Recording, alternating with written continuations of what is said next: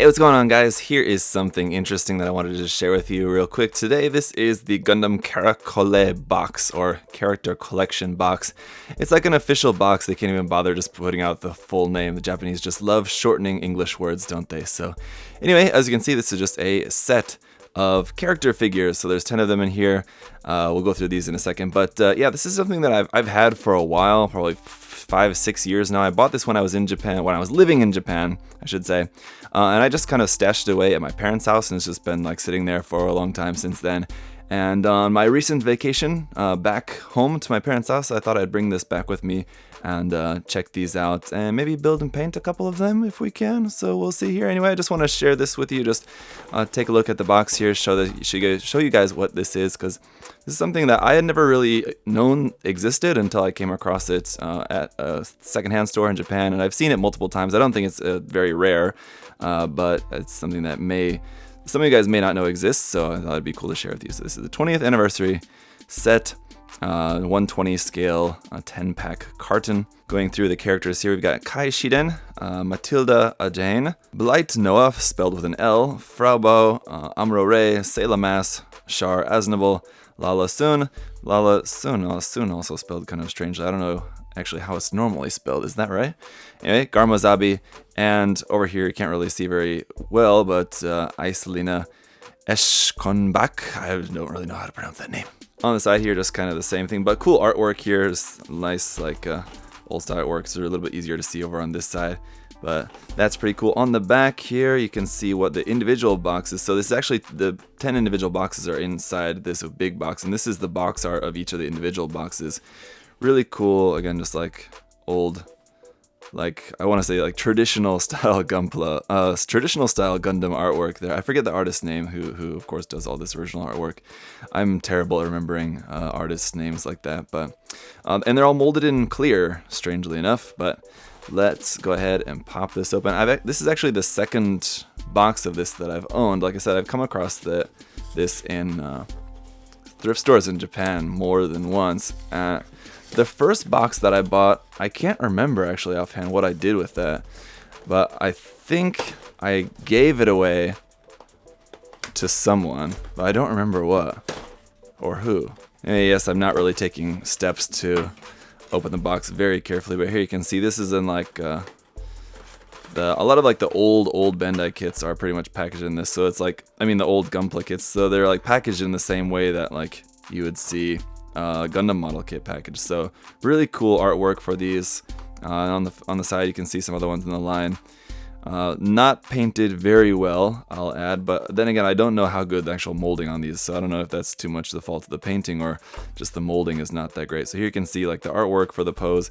You can see what the actual kit looks like. So molding on them is not going to be fantastic by any means, but hey, it's little 120 scale figures of the classic Gundam series figures. So let's take this out. I'll show you guys kind of what to expect with these.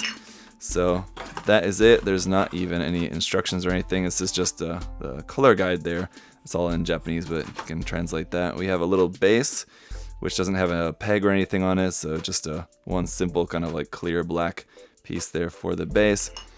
And then just a few parts on here. So this one just being the 2 parts there for the Haro, one main part for the body and head of Fraubo, and then the 2 arms, and then her like medical bag there. So pretty interesting little figures here, and it's cool that they're in plastic too for people who maybe feel not quite ready to take on resin. But honestly, like if you can do this, you can do a 120 scale resin figure. It's really not that much difference for something as simple as this. Just to take a look at a couple of the other main characters here, why don't we take a look at Amuro and Char, of course. So again, here's what they're displayed like on the back here, the painted versions of them.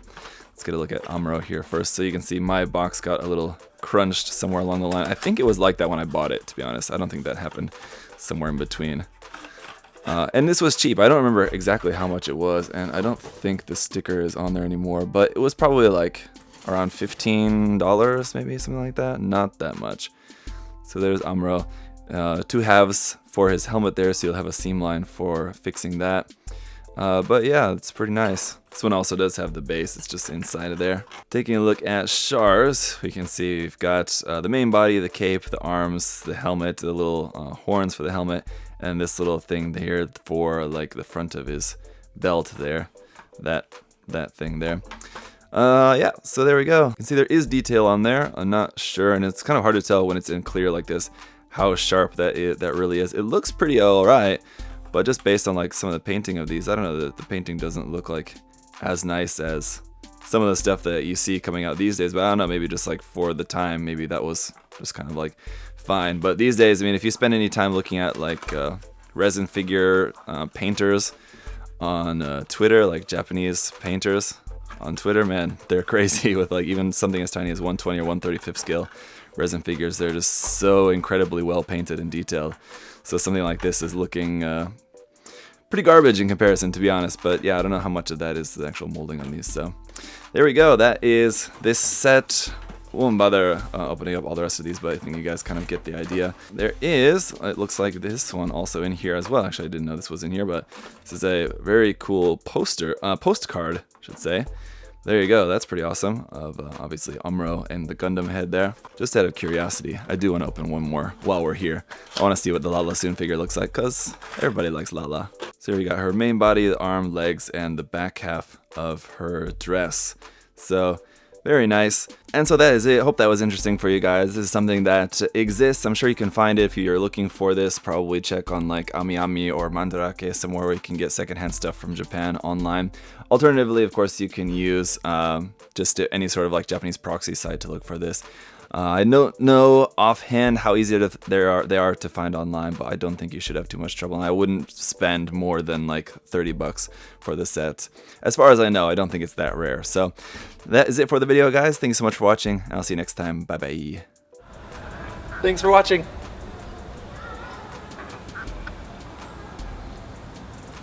See you next time.